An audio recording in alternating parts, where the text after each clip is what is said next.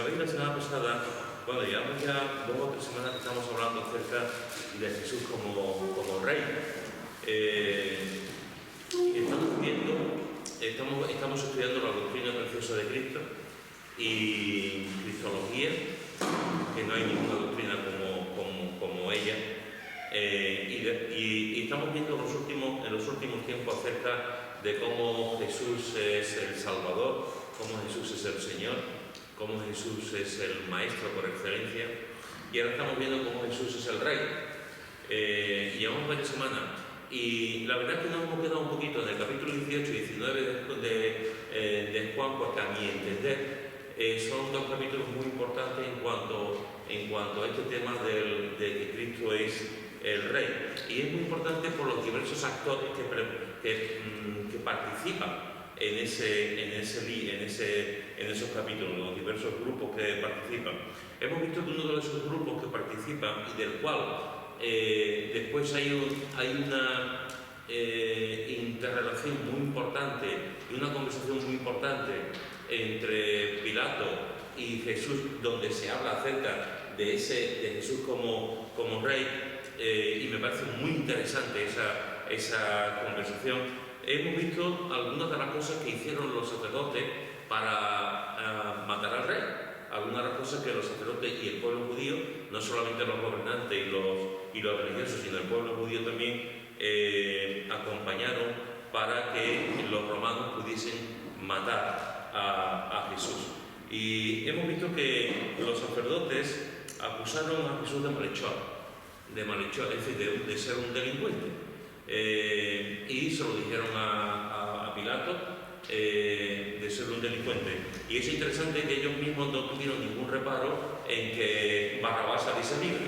Barrabás, que si era un asesino, Barrabás, que había sido un responsable de un alzamiento, de una sublevación, a él no le importaba que lo dejaran libre. Sin embargo, a Jesús sí. Vimos también que no solamente lo acusaron de malhechor, sino que también los sacerdotes llegaron a un odio tremendo. Llegaron a odiar a Jesús, porque yo no puedo entender de otra manera que fuesen capaces de decirle crucifícale, y no solamente una vez, ni 2. Y no solamente los sacerdotes, también el populacho, la gente, también le estaban diciendo crucifícale. ¿Cómo se puede llegar al odio? De desear el mal, ya no solamente desear el mal, sino desear la muerte de las personas. Y estuvimos viendo en su momento que el odio, Dios aborrece el odio. Estuvimos viendo que el odio provoca peleas.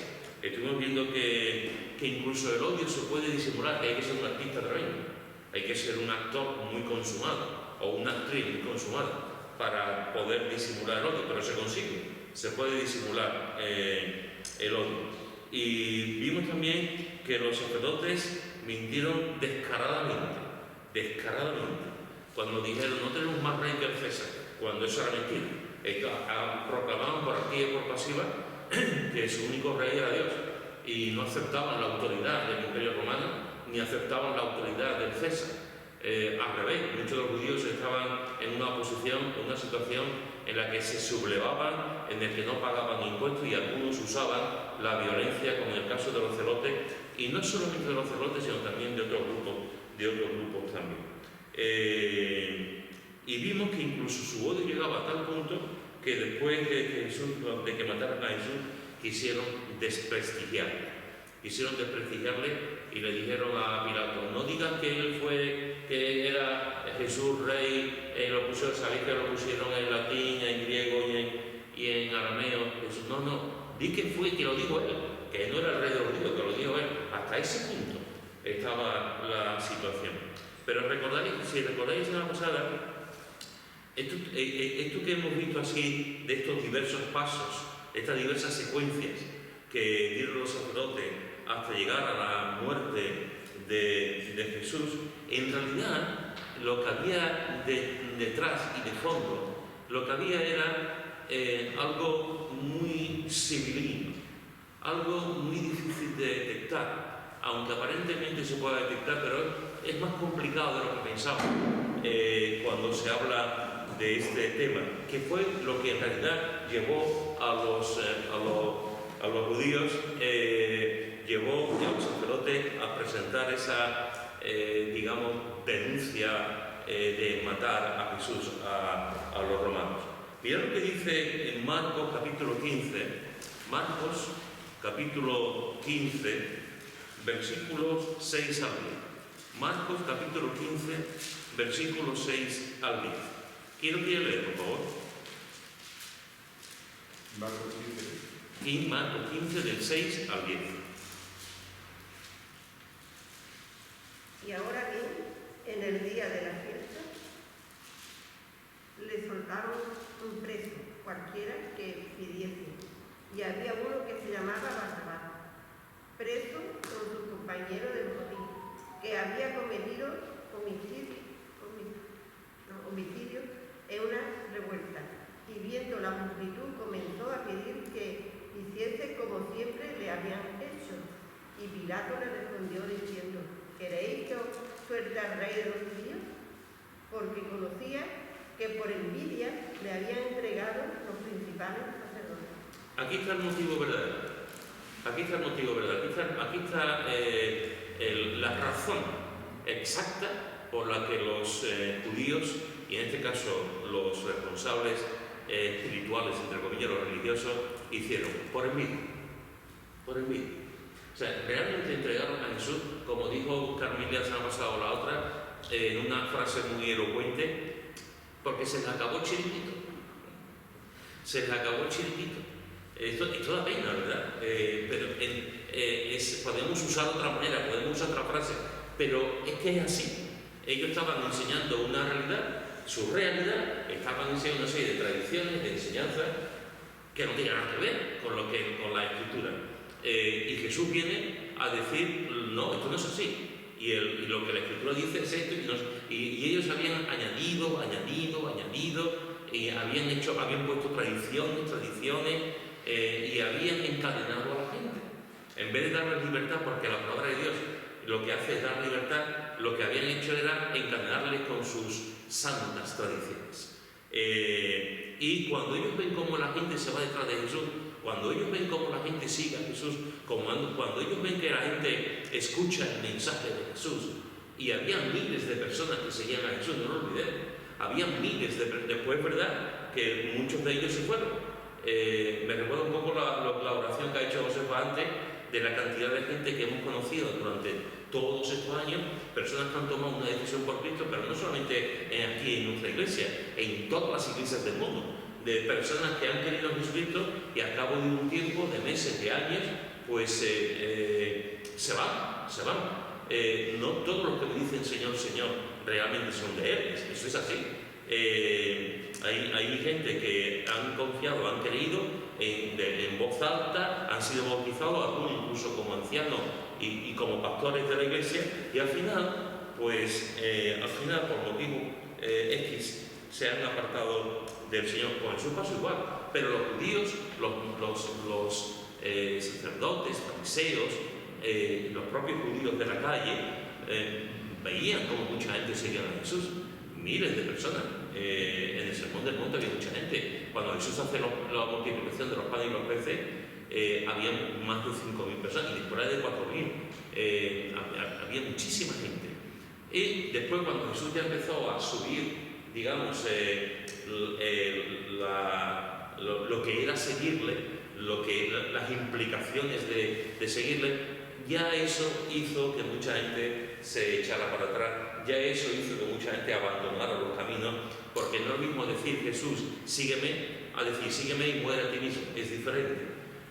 O sígueme porque yo soy tu Señor. Y cuando empieza a pedir ese tipo de exigencias espirituales, la gente se echaba para atrás, pero ellos veían que había muchísima gente que escuchaba y hacían caso a lo que Jesús decía. Por eso entra la envidia. Y es interesante que aquí el autor Marcos pone esa palabra en la boca de Pilato. Marcos, en su registro, cuando está escribiendo este evangelio, de alguna forma, o bien porque alguien se lo había contado, o bien por obra directa del Espíritu Santo, él está diciendo que por envidia le habían entregado, y él lo sabía. O sea, y Pilato sabía que por envidia esta gente habían entregado a Jesús. Dice el diccionario que la envidia es sentimiento de tristeza o enojo que experimenta la persona que no tiene o desearía tener para sí sola algo que otra posee. Te lo repito. Sentimiento de tristeza o enojo que experimenta la persona que no tiene o desearía tener para sí sola algo que otra posee. Una segunda definición más breve de la envidia dice: deseo de hacer o tener lo que otra persona tiene. Deseo de hacer o tener lo que otra persona tiene. Es interesante porque a lo largo de la historia hay diversas personas, algunos muy conocidos, otros no tanto, pero muchísima gente que han escrito algo, han dicho algo de la envidia. Por ejemplo, Eurípides llamaba a la envidia la peor de todas las enfermedades humanas. La peor de todas las enfermedades humanas.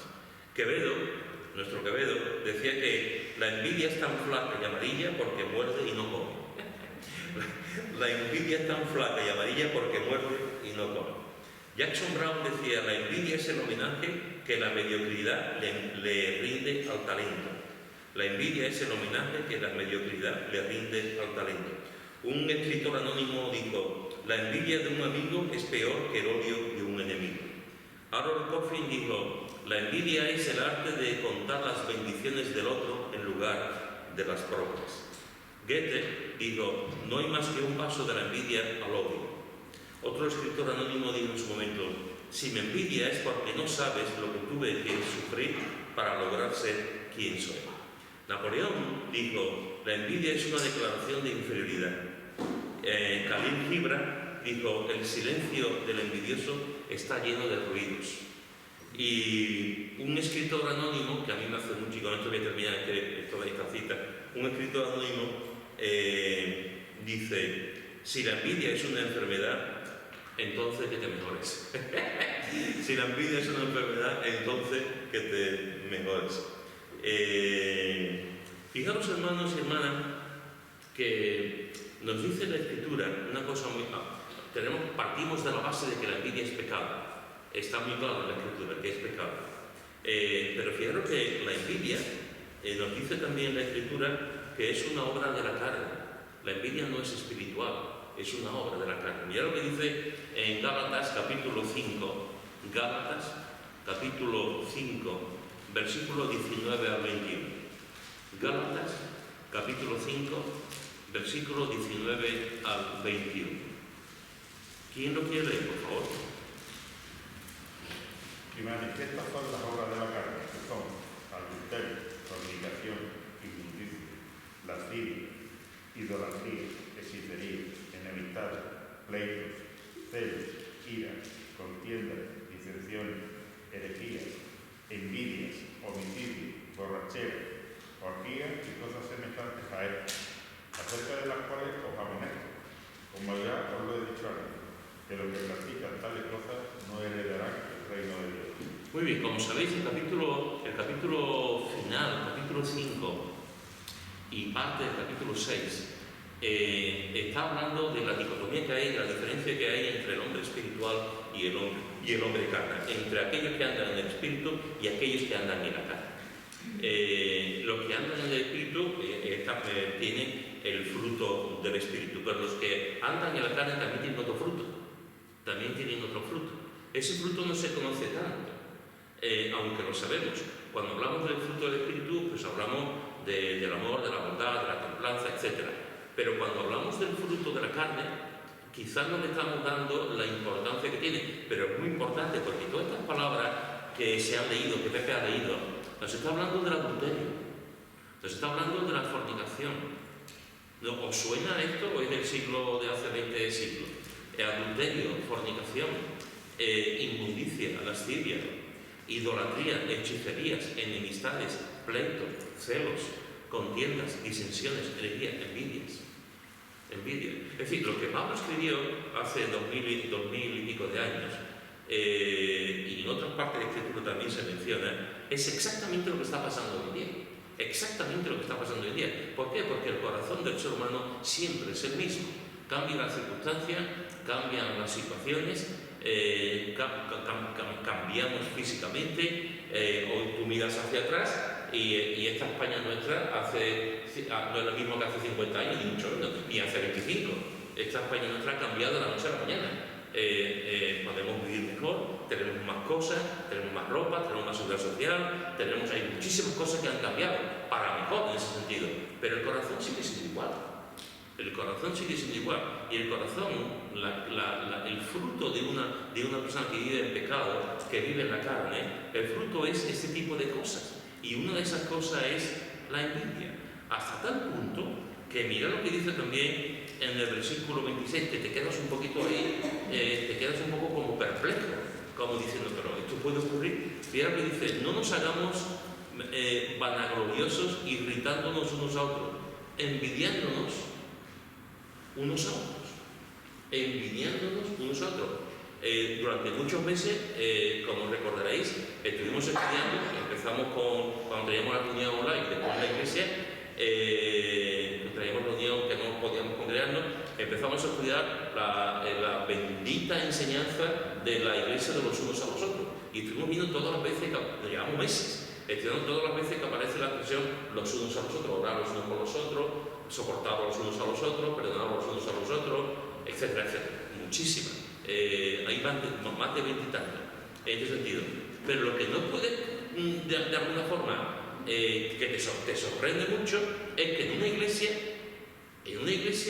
en un lugar donde se congrega el pueblo de Dios, Pablo esté diciendo: no nos hagamos vanagloriosos irritándonos unos a otros, es decir, enfadándonos unos a otros, y tampoco envidiándonos unos a otros. Y te quedas un poco ya, pues, como en fuera de juego. Y tú dices: ¿pero es posible que en una iglesia haya envidia de los unos a los otros? Cuando Pablo está escribiendo esto, y no es el único sitio, cuando Pablo está escribiendo esto de que podemos envidiarnos los unos a los otros, dice: ¿cómo es posible que hasta la obra de la carne penetre tanto? ¿Cómo es posible que el corazón se endurezca tanto? ¿Cómo es posible que en una iglesia donde tenemos que ayudarnos mutuamente y tenemos que darnos las manos mutuamente, podamos llegar a envidiarnos de esa forma los unos a los otros? Y cuando te vas al resto de la Escritura, pues encuentras que esa realidad es tan palpable, que desgraciadamente tú dices: es así.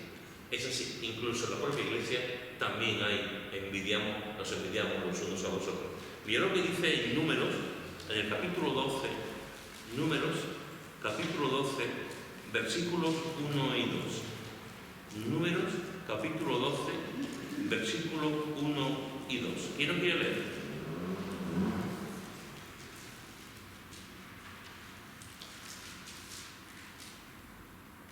María y Aarón hablaron contra Moisés a causa de la mujer crucita que había tomado, porque él había tomado mujer crucita, y dijeron: solamente por Moisés ha hablado Jehová, ¿no ha hablado también por nosotros? Y lo oyó Jehová. Muy bien. ¿Qué aprendemos aquí de María y de Aarón? Que os recuerdo que eran los hermanos de María, de Moisés. ¿Qué aprendemos aquí de María y de Aarón con respecto a Moisés? Que tenían envidia. Es interesante porque fijaros que Aarón Dios lo puso prácticamente con Moisés. Aarón tenía también, Dios en muchas ocasiones cogía también la vara. Aarón fue un portavoz también, Aarón fue un hombre elegido por el Señor también. No tenía el liderazgo que tenía Moisés, y tuvo el llamado que tuvo Moisés, pero también estaba ahí, cada uno con su capacidad, cada uno con sus dones y con sus maneras, pero Dios lo estaba usando, y María igual. María Dios la usó de una forma increíble también, en todo. Y de hecho, en otras partes de la Escritura vemos que Dios usó a los tres. Por ejemplo, en Miqueas, no hace parte bueno, si queréis buscarlo, Miqueas, en el capítulo 6 de Miqueas, dice: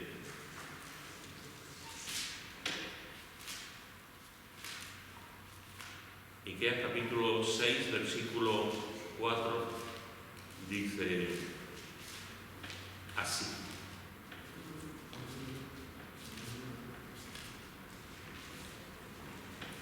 Dice: porque yo te hice subir de la tierra de Egipto, y de la casa de servidumbre te redimí, y envié delante de ti a Moisés, a Aarón y a María. Fijaros.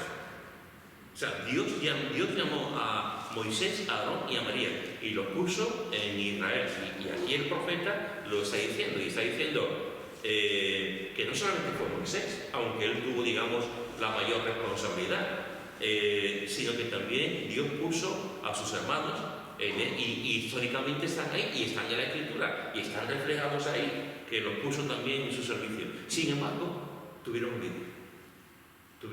Ellos podían haber dicho: qué contento, estamos trabajando los tres para la gloria de Dios, estamos sirviendo. Podían haber reconocido la obra, porque por alguna razón Dios vio a Moisés y lo puso ahí en esa situación. Podían haber reconocido el trabajo y estamos colaborando juntos. Y aquí no es cuestión de quién es más importante o quién es menos importante. Aquí, ¿a qué nos ha llamado el Señor? Cada uno en su función, cada uno en su responsabilidad. Tenemos un pueblo entero que llevar hacia la tierra prometida. ¿Cómo vamos ahora a pelear entre nosotros y a discutir quién es el mayor o a tener envidia? Si lo importante es hacer lo que Dios nos ha dicho. Sin embargo, hay un momento en el texto que hemos leído que ellos dicen solamente, y no hace falta ser muy listo, si tú lees el texto con un poco de socarronería y de ironía, tú puedes decir la voz de ellos, el tono que ellos podían tener cuando dijeron: solamente por Moisés ha hablado Jehová. Yo no sé si lo dijeron así, pero no me sorprendería. Solamente por Moisés ha hablado Jehová. ¿No ha hablado también por nosotros? Y es interesante porque dice el texto que no es que lo oyera Moisés, es que lo oyó Dios. Dios oyó lo que estaban diciendo en voz alta. Dios vio lo que había en su corazón. Solamente por Moisés ha hablado Jehová, ¿no ha hablado también por nosotros? Esta es la vieja canción de todos los tiempos. Personas que tienen responsabilidades y que por alguna razón envidian a otros. Y no ven lo que Dios está haciendo con ellos. No ven los dones que ellos tienen. No ven las capacidades que tienen. Lo único que ven es que el otro está ahí y no están viendo cómo Dios lo puede también usar a ellos. La envidia, hermanos y hermanas, es una obra de la carne, no es una obra espiritual, es una obra de la carne. Y cuanto más alejados estemos del Señor, cuanto más dejemos que la envidia vaya ganando terreno, cuanto más nos fijemos en lo que hacen los demás y no lo que uno hace, al final va a pasar lo mismo que pasó con ellos dos. ¿No ha hablado también Dios por mí? ¿Quién se cree este hombre?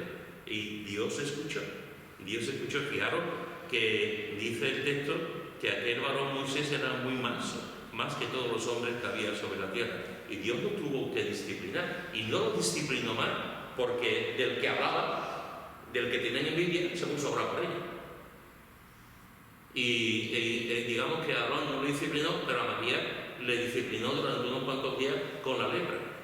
Pero fue poco en comparación con lo que Dios podía haber hecho. Y aquel hombre más manso, que sabían que ellos estaban quejándose y que sabían que tenían envidia de él, este hombre, que fue posiblemente una cosa por la que Dios lo llamó, este hombre con un corazón tan grande, el Señor no les castigue, y lo pone delante de él y ora por él. Que otra persona hubiese dicho: Señor, pues machácalo, Señor, lo quítalo de en medio. Él no, él ora también por ello. Así que una de las cosas que vemos en la Escritura es que la envidia, en el proceso que sea, en el tiempo que sea, de la manera que sea, es siempre algo de la carne, no es espiritual. En estos días, aunque no tiene nada que ver con nosotros, pero sí tiene que ver con el gobierno de la nación y con la oposición. Estos días estamos viendo una situación política lamentable. Se mire por donde se mire, sea uno de izquierda, sea uno de derecha, sea uno de centro, es lamentable como deberían estar en el mismo barco, deberían tener la misma idea de todo y se están apuñalando los unos a los otros en el Partido Popular. Es lamentable el espectáculo que se está haciendo, ¿no? Pero muchos analistas lo que están diciendo es que en realidad es una pelea por el poder, lo que ha hecho, y una pelea de envidia.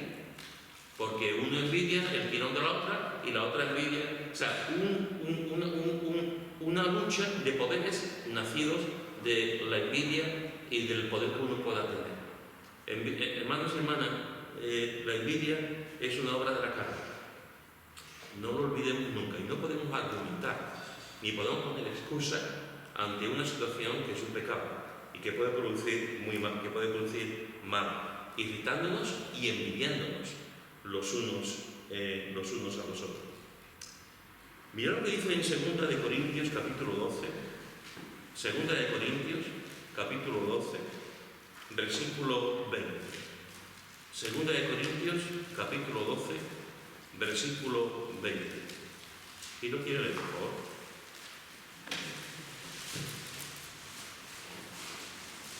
Segunda Corintios 12, 20. Pues me temo que cuando llegue no os halle tales como quiero, y yo sea hallado de vosotros cuando no queréis, que haya entre vosotros contienda, envidia, ira, divisiones, maledicencia, murmuraciones, soberbia, desorden. Muy bien. Antes estamos hablando de las iglesias de la iglesia de Gálatas, y nos está diciendo que en la iglesia de Gálatas había envidia. Ahora estamos hablando de la iglesia de Corinto. Y nos está diciendo, en la iglesia de Corinto, nos está diciendo que cuando yo llegue, dice Pablo, yo no soy tal como yo quiero veros bien, yo quiero veros en orden, yo quiero veros en santidad, yo quiero veros en unidad, yo quiero que estéis bien.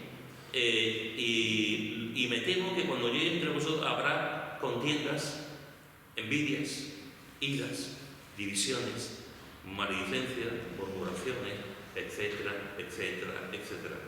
Envidias. Y dice en Romanos, en el capítulo 13, Romanos, capítulo 13, versículo 13 al 14, dice, Romanos, capítulo 13, otra iglesia, Romanos, capítulo 13, versículo 13 al 14. Andemos como de día honestamente, no en glotonerías y borracheras, no en lujurias y lascivias, no en contiendas y envidia, sino vestidos del Señor Jesucristo y no proveáis para los deseos de la carne. La iglesia de Gálatas, de Galacia, la iglesia de Corinto, la iglesia de Roma y en otros sitios también se produce la envidia. Algunas veces cuando escucho a personas que idealizan las iglesias del Nuevo Testamento, algunas veces pues sonrío por dentro, ¿no? Porque hay gente que te dice, tenemos que volver a las iglesias del Nuevo Testamento. Y efectivamente, tenemos que volver a la iglesia del Nuevo Testamento. Sobre todo a la iglesia de los primeros capítulos del libro de los Hechos.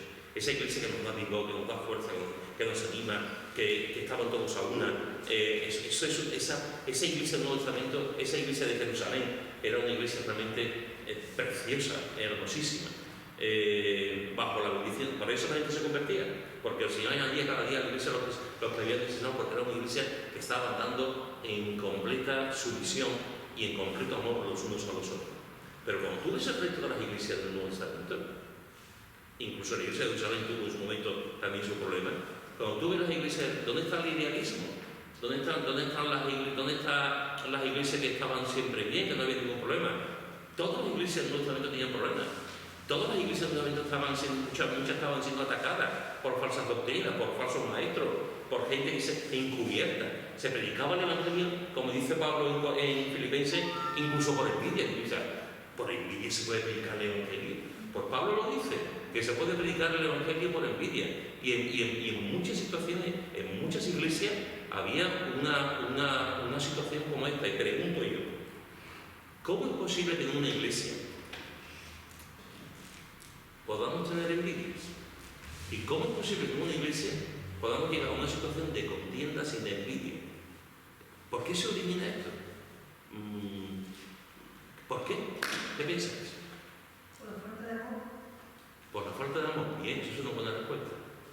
Porque el amor no solamente es un sentimiento, el amor es acción. Y el amor pone límite y toma decisiones. Bien, por la falta de amor. Más cosas. por nuestra naturaleza pecaminosa. Por nuestra naturaleza pecaminosa. ¿Y eso en qué consiste? Porque hay cosas que como personas llevamos dentro. Entonces tenemos que luchar mucho con esas cosas delante del Señor para que nos ayude. Donde esté el hombre hay pecado. No hay perfección en ningún lado.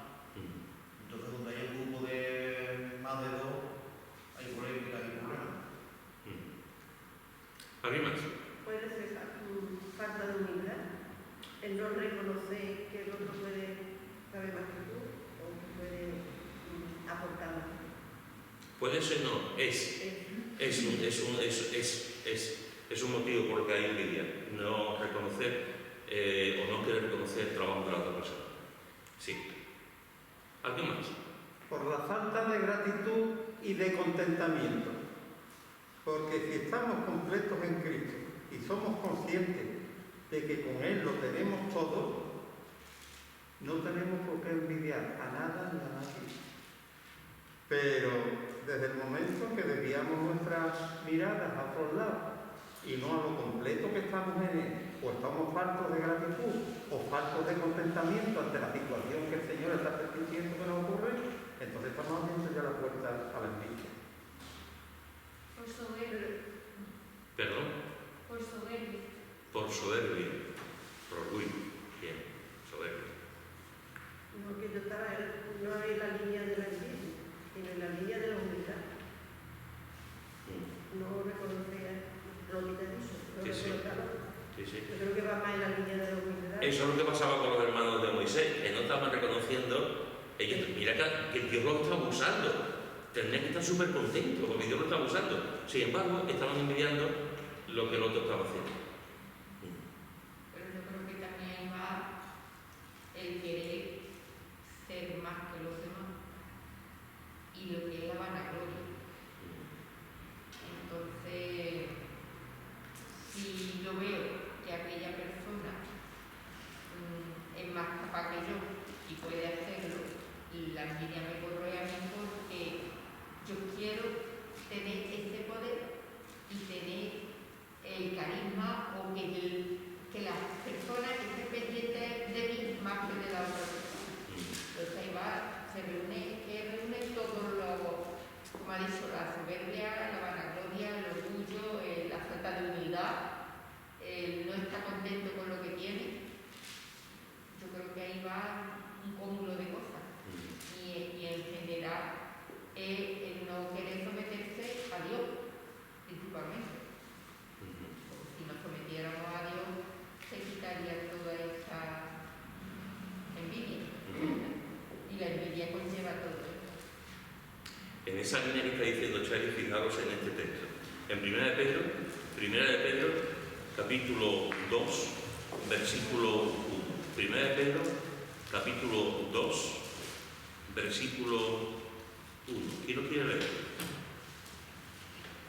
Desechando pues toda malicia, todo engaño, hipocresía, envidia y todas las distracciones. Muy bien, otra vez, lo está escribiendo en este caso a creyentes también, fijaros.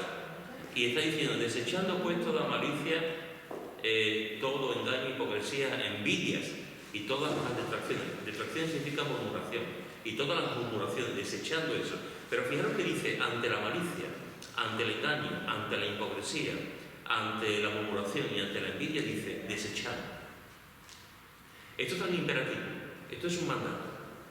Aquí no está diciendo procurar, en el griego está en imperativo, es un mandato, desechar, tomar la decisión de desechar la envidia y este tipo de cosas que están saliendo. Es decir, hay que tomar una decisión. Y si somos creyentes tenemos que tomar una decisión, si somos creyentes y si somos personas, incluso si somos ateos, tenemos que tomar una decisión también, porque la envidia, independientemente de que seamos creyentes o no seamos creyentes, la envidia corroe, la envidia mata. Entonces, una persona normal y corriente tiene que tomar decisiones para la envidia por su bien, pero ¿cuánto más nosotros? Que no solamente por sentido común tenemos que evitar la envidia, sino que es que además Dios nos lo dice. Como creyentes encontramos que la palabra de Dios nos enseña claramente que tenemos que dejar la envidia y que la envidia es un pecado. tenemos que tomar decisiones. Tenemos que tomar decisiones para no tener envidia. Ahora bien, esto es fácil de decirlo. ¿Qué tipo de decisiones tenemos que tomar para no tener envidia? ¿Cómo lo hacemos? Oramos. Bien, esa es una. Bien, orando mucho. Orando mucho. Donde el hombre no llega, Dios llega. Y donde el hombre no puede o la mujer no puede, Dios puede. Y donde hay un corazón que está lleno de envidia y tú eres consciente de tu envidia y estás clamando al Señor para que el Señor te quite la envidia, Dios lo puede hacer, efectivamente. Dando gracias a Dios por las habilidades que le ha dado a otra persona. Segundo paso, dando gracias a Dios por las habilidades que Dios le ha dado a otra persona. Cada uno de nosotros somos individuales, somos obra de Dios, somos pintura de Dios. Dios nos ha engarzado de tal forma, nos ha hecho que cada uno somos diferentes, con talentos diferentes, inteligencias diferentes, cualidades diferentes y personalidades diferentes, todos, y espiritualmente también. Somos diferentes. Entonces, si tú te fías solamente en esa persona y estás viendo esa persona lo que está consiguiendo, lo que está logrando, la envidia puede aparecer. Pero una vacuna contra eso precisamente es dar gracias al Señor por esa persona. Yo te aseguro que si tú oras por una persona un día y otro día y otro día y otro día y otro día y otro día y le das gracias a Dios por esa persona y por lo que Dios está haciendo en esa persona, no lo olvides, Dios, no la persona, lo que Dios está haciendo en esa persona y a través de esa persona, te aseguro que nunca tendrás envidia. Y si además lo dices públicamente, todavía tendrás menos envidia. Orar por esa persona, Dios, y reconocer lo que Dios está haciendo a través de esa persona. Muy bien. ¿Qué más cosas? Amando. Amando. ¿Y cómo se ama al envidioso? ¿Qué? ¿Cómo se ama al envidioso? Amándolo. Así es, amando al envidioso, como amamos a los criminales, como amamos a las personas que nos pueden hacer daño. Tenemos la mayor venganza que tiene el creyente, siempre es el amor. Esa es la mayor venganza que tiene el creyente, el amor. Y cuando tú estás con una persona así también, y estás enviando a una persona, tienes que tomar la decisión de amar a esa persona. ¿Cómo amamos a esa persona?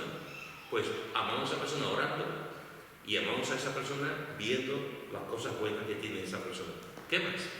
Pidiéndole sabiduría al Señor. Porque primeramente por nosotros mismos. Para que nosotros no caigamos en lo que estamos hablando. Porque normalmente siempre solemos mirar hacia otra persona. ¿Qué hacemos con la persona que es envidiosa? ¿O qué hacemos con la...? Y damos esa sabiduría para nosotros no caer en esa trampa. Y cuando quieres que estás regando por alguien envidioso, pedirle sabiduría para afrontar el tema, que es muy complicado.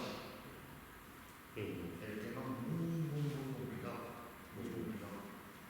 Pidiendo sabiduría, sobre todo para, me imagino que estás diciendo, para enfrentarte a la persona para afrontar el problema o para llevarlo de la mejor manera posible o que te ayude a señalar a verlo como él lo vería.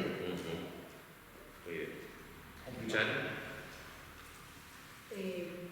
A veces el tema está en que la persona sepa identificar que es envidiosa, porque es la forma en la que después puedes orar al Señor para que te ayude en la envidia. A veces podemos tener sentimientos y cosas que sabemos que está ocurriendo algo, pero no lo identificamos. Entonces es importante identificar, soy una persona envidiosa. Y ahora, Señor, ayúdame a saber cómo gestionar esto cuando estoy con otras personas. Muy bien. Y una de las filosofías de Alcohólicos Anónimos, precisamente, es cuando se juntan en sus reuniones, siempre comienzan diciendo soy tal y tal y soy alcohólico. Soy tal y tal y soy alcohólico. Eso forma parte del procedimiento. Ya no solamente en Alcohólicos Anónimos, eso también lo hacen los ludópatas y lo hacen en muchas sociedades así que tienen que ver con ese tipo de actitudes humanas.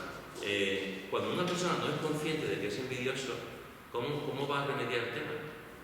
es imposible que pueda remediar el tema, porque habrá 1000 cosas por encima.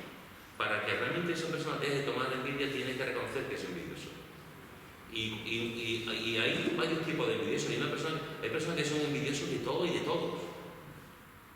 De todo y de todos. Por cosas de su infancia, por actitudes con los padres, por cosas, por mí, por todo. Hay personas que son envidiosas de todo y de todo. Y hay personas que son envidiosas de una persona, no de todo y de todos. De una persona. Y hay, o de un matrimonio, o de una familia. Entonces, si tú no detectas que tienes envidia, ¿cómo puedes buscar la solución? ¿Cómo puedes orar? ¿Cómo puedes dar gracias? Si tú no eres consciente de que tienes un problema. Por lo tanto, una parte importantísima para desechar la envidia, precisamente es reconocer, Señor, soy envidioso. Soy envidioso de este grupo, o de esta gente, o de esta persona. Ayúdame a no caer en la envidia. Y ser consciente de eso. Que la persona que es envidiosa es porque no está conforme. ¿Coheterai?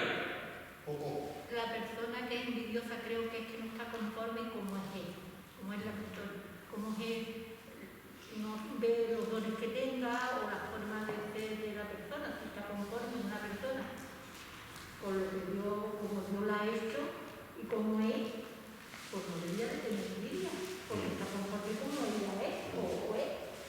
Pero si falta, no está conforme como ella es, quiere tener los dones o la capacidad de otra persona. Es lo que decía Napoleón, lo que leí antes, donde la envidia es una declaración de inferioridad. ¿Alguien tiene por aquí? Y después en la línea que estaba diciendo usted, porque lo malo de Carmen, que lo malo de no reconocértelo es que no puedes tener solución. Es que si no te pones delante de Dios para que Él te diga en el momento que te puedes equivocar en el tema, puedes conseguir. Y estamos hablando de personas que conocemos al Señor. Por eso yo decía lo de antes, lo malo es alguien que no conozca al Señor, cómo afronta ese problema. Porque es cuando ya prácticamente ellos no lo pueden reconocer, no lo pueden ver.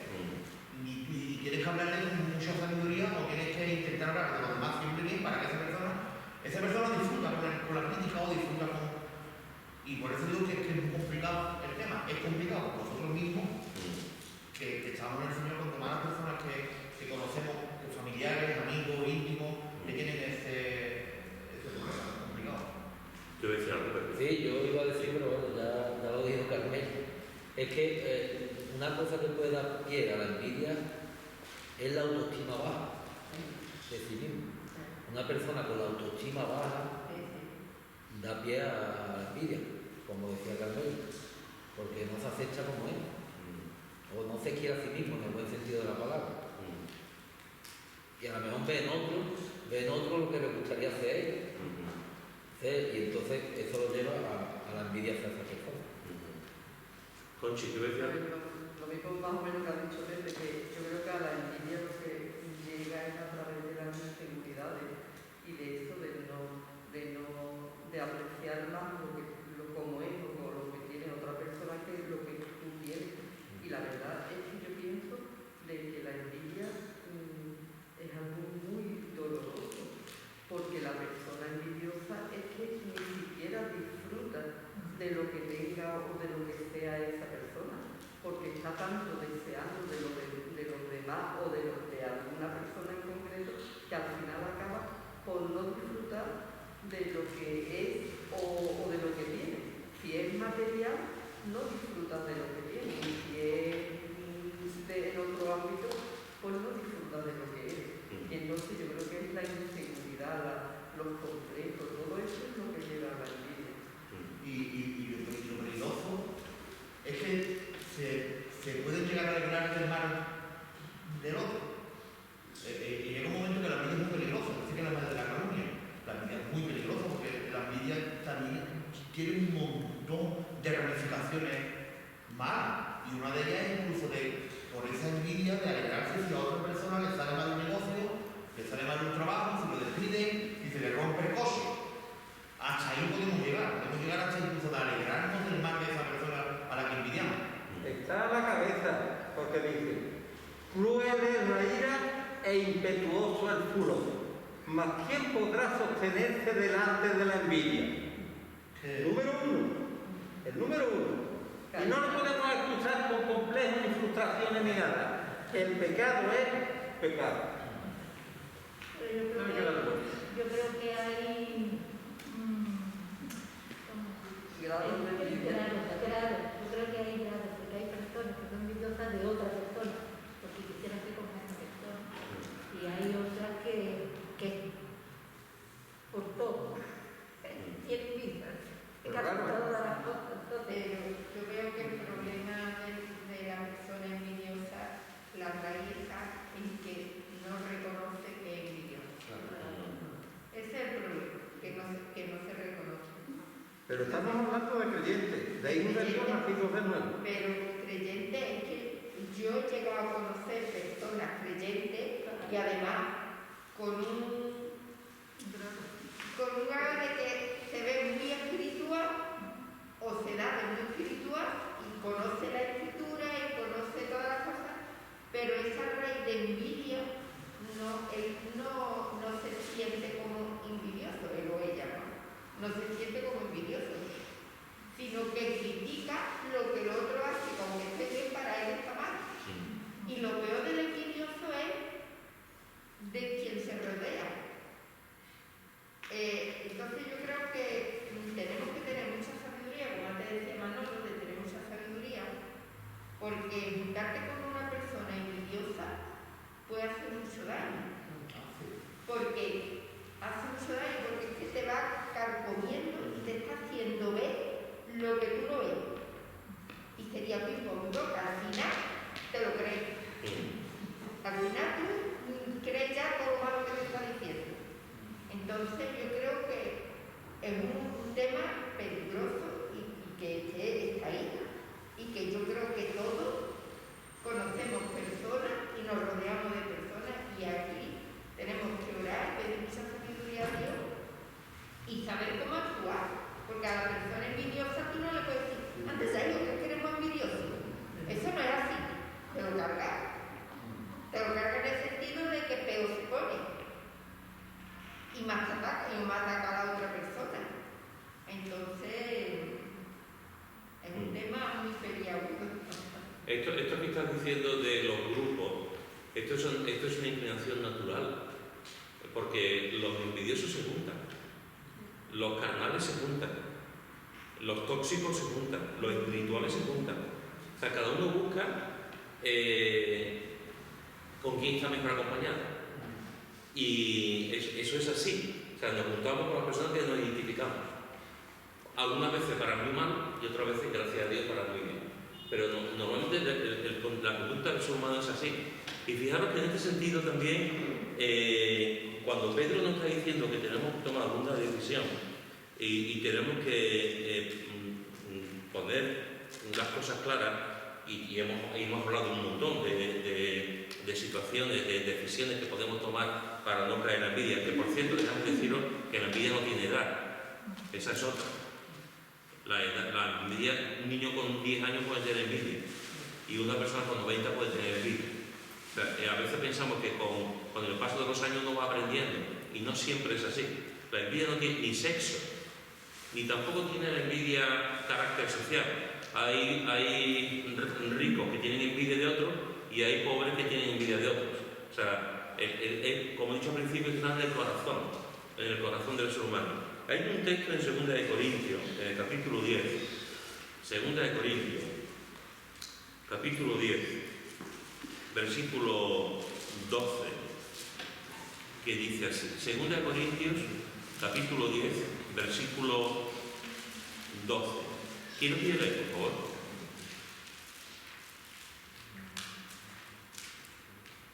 Porque no nos atrevemos a contarnos ni a compararnos con algunos que se alaban a sí mismos. Pero ellos, midiéndose a sí mismos por sí mismos y comparándose consigo mismo, no son juiciosos. Una de las cosas que tenemos que hacer a la hora de tomar decisiones para no caer en la envidia es lo que está diciendo aquí el apóstol Pablo. No te compares a nadie. No te compares a nadie. Tú eres único. Créetelo. Tú eres único. Yo soy único. ¿Por qué? Porque Dios nos ha hecho de una manera determinada. Cada uno tenemos el carácter, el temperamento y la inteligencia y el talento, los talentos y los dones que Dios nos ha dado. No te compares con nadie, porque a veces cuando nos comparamos con alguien, podemos caer en dos extremos. Si nos comparamos con uno que es inferior, digamos, si yo juego en primera división y me comparo con uno que juega en segunda división, yo salgo ganando. Porque digo, este juega en la segunda división, yo juego en la primera, anda, y salgo ganando en la comparación. Pero si yo me comparo, juego en primera división y me comparo con Cristiano Ronaldo o con Messi o con alguno de estos, pues yo salgo perdiendo. Porque esta gente son mejores que yo y además ganan más dinero que yo y son más populares que yo. Dependiendo con quién nos comparemos, así nos veremos. Ojo, dependiendo con quién nos comparemos, así nos veremos. No te compares con nadie, porque eres único. Única. Y cuando nos comparamos con alguien, pues al final estamos, depende de la persona, o entramos en el orgullo o entramos en la desdicha. Así que no te compares con nadie, porque alguna vez os he comentado en un campamento de jóvenes, 2 hermanas, y las dos, una de ellas tenía novio y la otra estaba enamorada del novio de la hermana. 2 chicas de Madrid, una de ellas alta, preciosa, bonita, con el pelo largo, muy guapa, muy simpática la chavala, preciosa en todos los sentidos, y la otra regotita, bajita, un encanto de mujer, con un corazón, y tenía envidia de la hermana. Tenía envidia de la hermana porque además estaba enamorado del mismo novio, o sea, del novio de la hermana, y la pobre estaba luchando con esa situación. Y era una situación complicada. Yo recuerdo haber hablado con ella a lo largo de un campamento en varias ocasiones y la pobre lo estaba pasando mal porque era su hermana, ya no tiene que tener envidia de su hermana, pero es que se había llevado a su amor y se había enamorado de la criatura. Pero tú eres único. No porque seamos únicos en el sentido orgulloso del término, sino somos únicos porque Dios nos ha hecho así. Por lo tanto, hermano, no te identifiques, no te compares con nadie, porque no es lo mejor ni lo más sabio. Aurora. ¿Qué es el problema del envidioso que es único? ¿Es qué? Que el envidioso quiere ser único. Bien, ese es el problema, que el envidioso se siente único. Está bien. Está bien. El envidioso se cree único, pues sí. Después también otra cosa que también se ha comentado, que es interesante. Ven a Romanos capítulo 12, versículo 15. Romanos capítulo 12, versículo 15. ¿Y no quiere leer? Gozaos por los que se gozan, llorad por los que lloran. Oye, de estas dos partes, gozaos por los que se gozan y llorad por los que lloran, ¿cuál es más fácil? La de llorar. Hay un sentimiento en nuestro interior que cuando alguien lo está pasando mal, por inercia, por simpatía, por compasión, también nos sentimos mal y lloramos con esa persona y nos preocupa esa persona porque forma parte de lo que somos, lo queremos, y cuando una persona está pasando mal, lloramos con esa persona. En fin, es así. Pero ¿y cuando esa persona están las cosas bien? ¿Y cuando esa persona le dan un premio? ¿Y cuando esa persona tiene un protagonismo? ¿Y cuando esa persona tiene éxito humano? ¿Y cuando esa persona tiene reconocimiento de la gente? ¿Y cuando esa persona gana más dinero? ¿Y cuando esa persona tiene una casa más grande que la mía? ¿Y cuando esa persona nos gozamos con lo que se goza? No necesariamente tanto, solamente con que esa persona sea feliz. Wow. Puedes envidiar y a lo mejor es feliz porque aprecia, sabe disfrutar de lo que poco o mucho que tiene. Pues hay gente que porque esa persona es feliz ya le envidia y no se goza. No nos gozamos porque esa persona sea feliz. No hace falta que venga Y tanto. entonces eso de igual, porque no está conforme con lo que tiene. Quiere otra cosa. Una de las cosas que tenemos que aprender, hermanos, que estoy seguro que aquí todo el mundo lo tenemos, todo el mundo, pero una cosa que tenemos que aprender es a alegrarnos con lo bueno que le pasa a los demás. Alegrarnos con lo bueno que le pasa a los demás. Y además, decírselo. Me alegro que te hayas jubilado, Pepe. Tu mujer no, pero yo me alegro que te hayas jubilado. Decírselo, decirle, ¿por qué? Porque yo puedo pensar que es porque uno puede seguir trabajando, pero si para él ya está bien y después de tantos años, pues bien. O sea, pero tenemos que aprender a gozarnos y a dar las gracias por las cosas buenas que le pasan a los demás.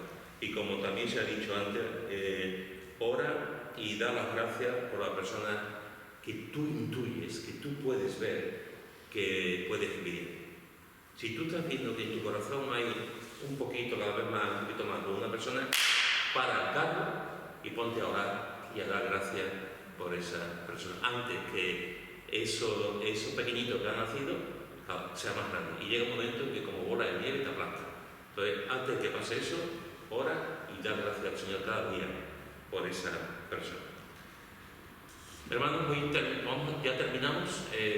La semana que yo no pensaba que íbamos a estar tanto tiempo, pero hemos visto en esta tarde que el verdadero motivo por el que los judíos y los sacerdotes se entregaron a Jesús, el verdadero motivo fue la envidia.